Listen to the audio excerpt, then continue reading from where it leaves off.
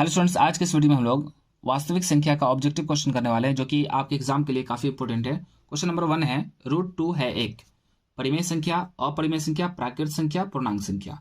आपको बताना है कि √2 इनमें से कौन सी संख्या है। तो आप जानते हैं कि अगर रूट के अंदर किसी नंबर का स्क्वायर हो तो वो परिमेय संख्या हो जाता है, अगर नहीं हो तो वो अपरिमेय संख्या होता है। तो दो किसी का स्क्वायर नहीं होता है, तो इसके कारण से ये जो √2 है वो एक अपरिमेय संख्या हो जाएगा आंसर। क्वेश्चन नंबर 2 है पाई है एक। आप जानते हैं कि पाई क्या होता है, एक अपरिमेय संख्या हो। आप पाई के बारे में याद रखिएगा कि पाई हो, 2 पाई हो, 3 पाई हो, इन पाई से रिलेटेड कुछ भी हो वो क्या होगा, अपरिमेय होगा। ठीक है ना, ये याद रखिएगा। पाई/2, पाई/3 ये सब भी अपरिमेय संख्या है। क्वेश्चन नंबर 3 पे आते हैं, 22/7 क्या है? परिमेय संख्या, अपरिमेय संख्या, प्राकृत संख्या, पूर्णांक संख्या। अब जानते हैं कि 22/7 जो होता है एक परिमेय संख्या होता है, क्योंकि 22/7 p/q के रूप में है। ऊपर में भी पूर्णांक है, नीचे में भी पूर्णांक है और नीचे में जीरो नहीं है, इसलिए ये क्या हो जाएगा, परिमेय संख्या। इसलिए ऑप्शन ए सही हो जाएगा। ठीक है ना। क्वेश्चन नंबर 4 देखते हैं, 2 + √3 है एक परिमेय संख्या, अपरिमेय संख्या, पूर्णांक संख्या, प्राकृत संख्या। तो आप जानते हैं कि एक परिमेय संख्या एक अपरिमेय संख्या का जोड़ जो होता है वो हमेशा एक अपरिमेय संख्या होता है। ठीक है। क्वेश्चन नंबर 5 देखते हैं, 7√5 है एक। अब जानते हैं कि एक परिमेय संख्या और एक अपरिमेय संख्या का जो गुणनफल होता है वो भी एक अपरिमेय संख्या होता है। ऑप्शन ए सही हो जाएगा। आप याद रखिएगा कि अगर एक परिमेय संख्या है और एक अपरिमेय संख्या है तो उसका जोड़, घटाव, गुना, भाग सब के सब अपरिमेय होते हैं। ठीक है ना। क्वेश्चन नंबर 6 देखते हैं हम लोग, 2√7 और 7√7 है एक। तो अगर हम देखें √7 से √7 ये कैंसिल हो जाएगा। ठीक है, तो बचेगा 2/7 जो कि एक परिमेय संख्या है, इसलिए ऑप्शन ए सही हो जाएगा। ठीक है। क्वेश्चन नंबर 7 है, 1/√2 है एक।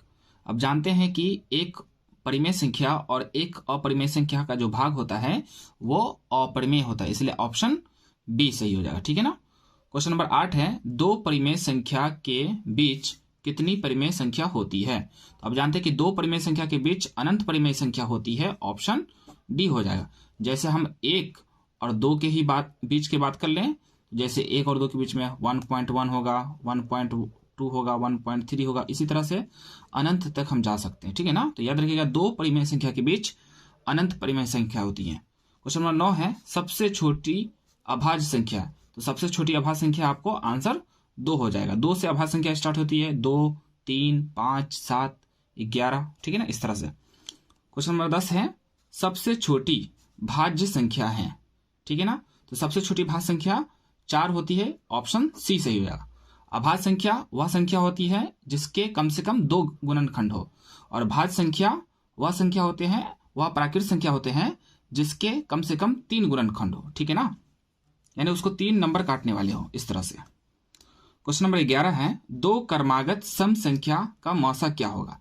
तो 2 क्रमागत मौसा, क्रमागत मतलब क्रम के अनुसार। जैसे अगर एक नंबर हम एक सम संख्या 2 ले लें तो दूसरा हमको 2 के बाद कौन सा सम संख्या आएगा, 4, और इस दोनों का एचसीएफ चाहिए। तो सिंपली अगर हम 2 से 4 में भाग करेंगे तो 2 दूना 4, पूरा पूरा कैंसिल हो जाएगा, तो यही इसका एचसीएफ होगा।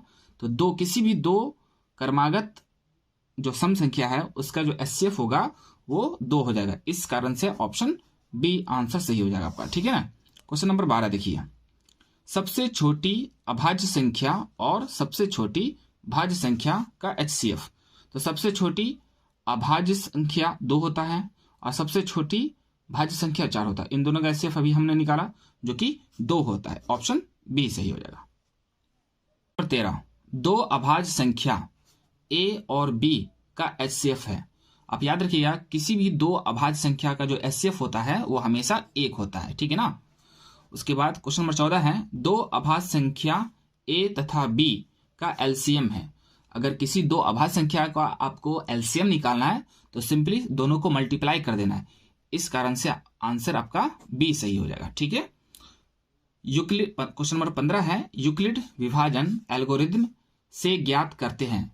इसकी मदद से हम क्या ज्ञात करते हैं, तो एचसीएफ ज्ञात करते हैं, यानी मौसा ज्ञात करते हैं। ऑप्शन ए सही हो जाएगा। ठीक है। क्वेश्चन नंबर 16 है, यूक्लिड विभाजन एल्गोरिथम ए बराबर BQ + R में R का मान है। R का मान क्या होता है, R का मान 0 के बराबर होता है या उससे बड़ा होता है और B से छोटा होता है। ऑप्शन सी आंसर सही हो जाएगा। ठीक है, क्वेश्चन नंबर 17 देखिए, किसी पूर्णांक m के लिए प्रत्येक सम पूर्णांक का रूप होता है 2m होता है, ऑप्शन सी। इसमें अगर कोई भी पूर्णांक संख्या हम रखें, जैसे 1 रखें तो 2 एकम 2, 2 रखेंगे तो 2 दूना 4, 3 रखेंगे तो 2 तिया 6, सबका सब सम संख्या मिल रहा है ना, इसलिए आंसर सम संख्या का जो रूप होता है किसी भी पूर्णांक m के लिए वो 2m होता है। क्वेश्चन नंबर 18 देखिए, किसी पूर्णांक q के लिए प्रत्येक विषम पूर्णांक का रूप होता है वो 2q + 1 होता है। अगर हम q के स्थान पे कोई सा भी पूर्णांक रख दे, जैसे 1 रखें तो 2 एकम 2 और 1 कितना मिलेगा 3, यहाँ पे 2 रखेंगे तो 2 दूना 4 और 1 5, ठीक है ना, विषम संख्या मिल रहा है, इसलिए आंसर डी हो जाएगा। क्वेश्चन नंबर 19, संख्या n² - 1 8 से विभाज्य होती है यदि n है 1। क्वेश्चन आपसे कह रहा है कि ये जो संख्या n² - 1 वो 8 से कटे, इसके लिए n क्या होना चाहिए? तो n क्या होना चाहिए? विषम संख्या होना चाहिए, क्योंकि अगर हम यहाँ पे विषम संख्या रखें n के स्थान पे, जैसे 1 रखते हैं तो 1 का स्क्वायर 1, 1 में से 1 गया 0, और 0 तो 8 से कटेगा ना। उसी तरह से अगर 3 रखते हैं तो 3 का स्क्वायर 9, 9 में से 1 जाएगा 8, 8 8 से कटेगा। तो इस आधार पे हम ऑप्शन सी को सही करेंगे। ठीक है, क्वेश्चन नंबर 20 है, यदि दो धनात्मक पूर्णांक a बराबर x³ × y² और b बराबर xy³ हो तो HCF ऑफ a, b क्या होगा? बोला कि a और b का HCF आपको चाहिए जहां x y अभाज्य संख्या है। ठीक है ना, तो अगर इस तरह का आपके पास क्वेश्चन हो तो सिंपली HCF निकालना है। तो HCF में देखना कि दोनों में कॉमन क्या है, तो दोनों में x भी है और y भी है, तो यहाँ xy लिख लीजिए। उसके बाद क्या करना है, छोटा पावर लेना है, x का पावर 3 है, x का पावर 1, इसलिए x का पावर यहाँ पे 1 लीजिए, और यहाँ y का पावर 2 है, y का पावर 3 है, इसलिए y का पावर 2 लीजिए। तो HCF क्या हो जाएगा? XY² ऑप्शन बी में है, इसलिए ऑप्शन बी सही हो जाए। क्वेश्चन नंबर 21 देखिए, 21 है, यदि दो धनात्मक पूर्णांक p बराबर ab² और q बराबर a³ हो तो एलसीएम ऑफ p, q, आपको p और q का एलसीएम पता करना है। तो एलसीएम के लिए क्या करना है आपको, सिंपली जैसे मैं यहां लिख देता हूं, सबसे पहले देखिए इसमें क्या क्या शामिल है। तो p में है a b और q में a b, यानी कि a b के अलावा कोई भी नंबर नहीं है, जो भी नंबर हो उसको पहले लिख लीजिए। तो a शामिल है, b शामिल है, तो इसलिए a और b लिख लिया। उसके बाद क्या करना है कि बड़ा पावर लेना है, a का पावर 1 है, a का पावर 3 है, इसलिए a का पावर 3 लेंगे, b का पावर 2 है, b का पावर 1 है, इसलिए b का पावर 2 लेंगे। ठीक है ना, तो इसलिए आंसर हो जाएगा LCM a³ b², option C answer हो जाएगा सही। ठीक है ना, क्वेश्चन नंबर 22, एक शून्येतर परिमेय संख्या और एक अपरिमेय संख्या का गुणनफल होता है।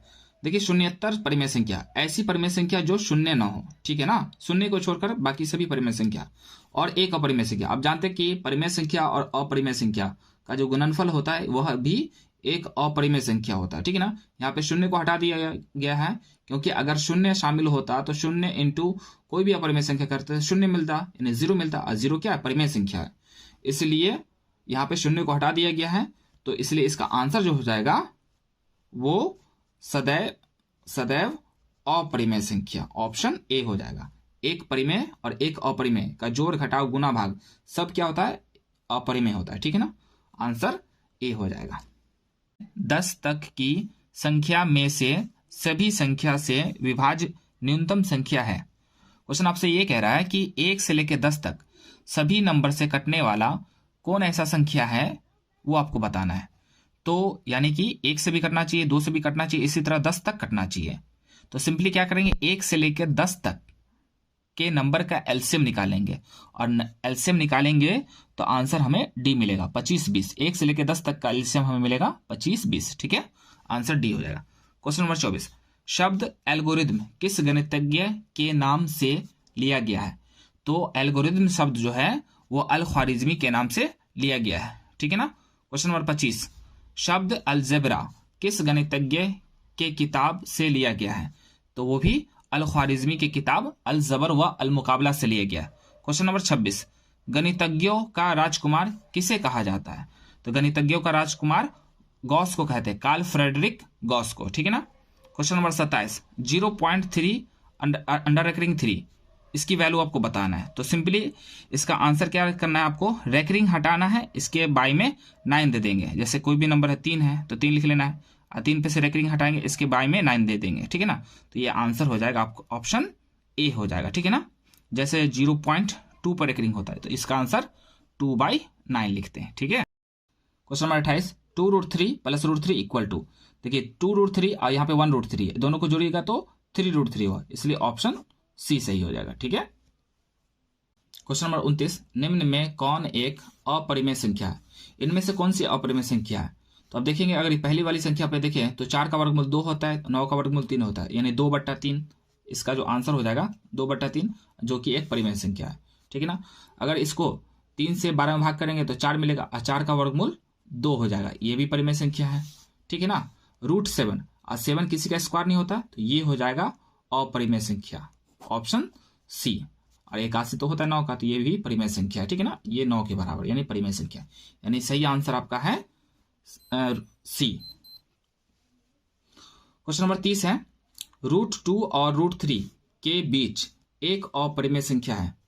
√2 प्लस √3/2, √2 इंटू √3/2, 1.5, 1.8, इनमें से कौन सी संख्या है √2 और √3 के बीच? ऐसे संख्या का क्वेश्चन हमको करने के लिए सबसे पहले हमें इन दोनों का एक्सपेंशन पता होना चाहिए, दशमलव प्रसार पता होना चाहिए।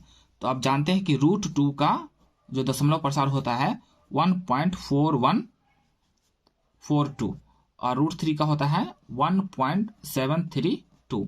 तो अगर इतना ही पे हम कंसिडर करें तो यहाँ पे क्या है, 41 है, यहाँ पे 73 है। तो 41 और 73 के बीच में देखिए 1.4 और 1.7 के बीच में 1.5 आ जाएगा, इसलिए ऑप्शन सी हो जाएगा। 1.4 और 1.7 के बीच में 1.5 आ जाएगा, ऑप्शन सी सही। क्वेश्चन नंबर 31 देखिए, क्वेश्चन नंबर 31, √10 गुने √15, अगर 15 को 10 से गुना करेंगे तो 150 मिलेगा। कितना मिलेगा? 150। 150 को हम 25 गुना 6 लिख सकते हैं, तो 25 का वर्गमूल 5 और अंदर में बच जाएगा 6, यानी कि 5√6, ऑप्शन बी सही हो जाएगा। क्वेश्चन नंबर 32 पे आते हैं, दोनों का बेस सेम है तो क्या होगा, पावर जुट जाएगा। तो यहाँ पे 0.16 और 0.9 को जोड़ेंगे तो 0.25 मिल जाएगा, ठीक है ना। 0.25 जो होता है वो 25/100 लिख सकते हैं हम लोग, इसको पॉइंट हटाएंगे तो 2 अंक है, इसलिए 1 पर 2 जीरो आ जाएगा। 25 से कम 25, 25 चौक 100, और 256 को 4 का पावर 4 लिख सकते हैं हम लोग, और ये 1/4 पावर आ गया, 4 से 4 कैंसिल, यानी आंसर 4 हो जाएगा, ऑप्शन ए। क्वेश्चन नंबर 33 देखते हैं, बोला कि √2 की वैल्यू अगर 1.4142 हो तो अंडर रूट √2 - 1/√2 + 1। तो ऐसे क्वेश्चन करने के लिए सबसे पहले अंदर वाले का हर परिमेयकरण कर लेंगे। तो हर परिमेयकरण करेंगे ना, तो अंदर में हमें मिलेगा √2 - 1। आप कर सकते हैं, इसका हर परिमेयकरण कीजिएगा तो यही ऊपर वाला नंबर आपको मिलेगा, ऊपर वाला नंबर, ठीक है ना। और √2 की वैल्यू कितनी दे रखा आपने, सॉरी ये पूरा रूट में नहीं मिलेगा। √2 की वैल्यू हमारे पास है 1.4142, इसमें से 1 घटाना है, तो 1 से 1 कैंसिल हो जाएगा, यानी कि हमें मिल जाएगा 0.4142, ऑप्शन सी सही हो जाएगा।